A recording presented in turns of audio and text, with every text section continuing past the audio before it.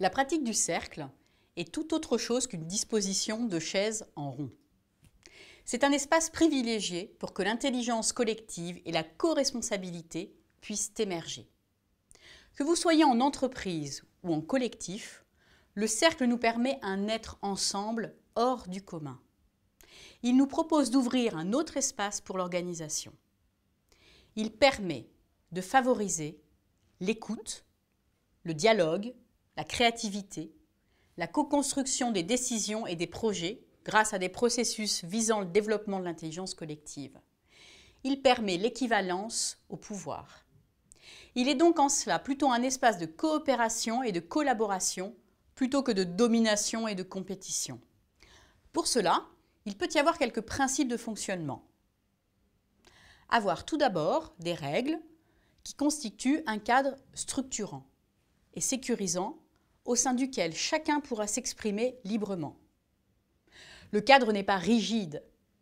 Il est validé et opposable par tous et il peut évoluer et changer au fur et à mesure des besoins émergents, de la réflexion et de l'expérience du cercle. Il est essentiel qu'un cercle se dote d'un facilitateur pour ses réunions. Le facilitateur donne le rythme et veille au respect des règles choisies par le cercle. Et aussi d'un secrétaire qui permet de garder une trace écrite de ce qui s'est produit pendant le cercle. L'espace. Se réunir en cercle permet à chacun des participants d'occuper une position semblable, pas de hiérarchie, et de se partager l'initiative. On veille donc à ce que les participants soient disposés autour d'un centre. L'usage de tables n'est utile que si l'on a besoin d'écrire, et encore, on privilégiera plutôt une table ronde. On peut disposer par exemple une bougie au centre, ou tout autre élément permettant de symboliser l'entrée dans un espace de travail, demandant une posture d'écoute et de communication particulière. De notre point de vue, c'est important de prendre soin de cet espace. Que vous soyez dans des bureaux classiques ou dans un cadre plus convivial, vous pouvez le rendre beau et précieux, rangé et appétissant. Nous employons à l'Université du Nou un certain nombre de rituels que nous avons choisis pour le sens que nous leur donnons. Par exemple, nous allumons une bougie lors d'une ouverture d'un cercle, une bougie au centre. Puis nous prenons un temps de silence, puis nous démarrons par ce que nous appelons la météo. J'en parlerai un peu plus loin. Cette bougie est juste un rappel, une invitation à ce que chacun, chacune se mette dans sa plus belle posture de membre, en coopération avec le groupe, en soutien du facilitateur ou de la facilitatrice, au service de la raison d'être du projet. Elle nous invite à nous connecter au meilleur de nous-mêmes. J'ai vu des groupes qui utilisent comme centre un objet qui représente une valeur phare de leur entreprise, ou pour d'autres une branche ou un bouquet pour se rappeler leur lien avec le vivant. À chaque groupe d'inventer ses propres rituels, ses propres manières de faire, ceux qui structureront leur faire ensemble, symboliseront les valeurs partagées. Quand on parle de cercle, souvent, nous parlons de posture.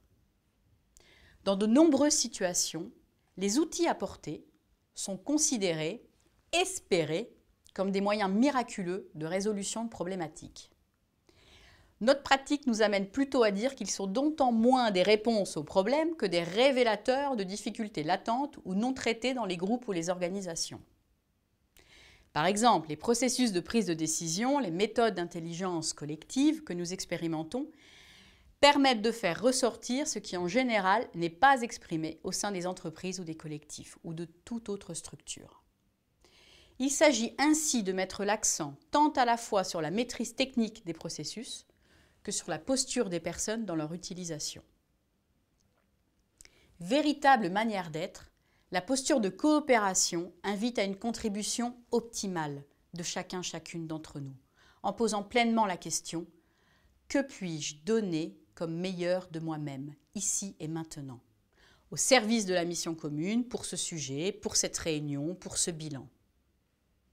L'expérience du cercle invite chacun à un travail en profondeur, au cours duquel nos comportements et notre rapport à la communication, à la responsabilité, à la souveraineté, au pouvoir et à l'autorité sont sérieusement questionnés.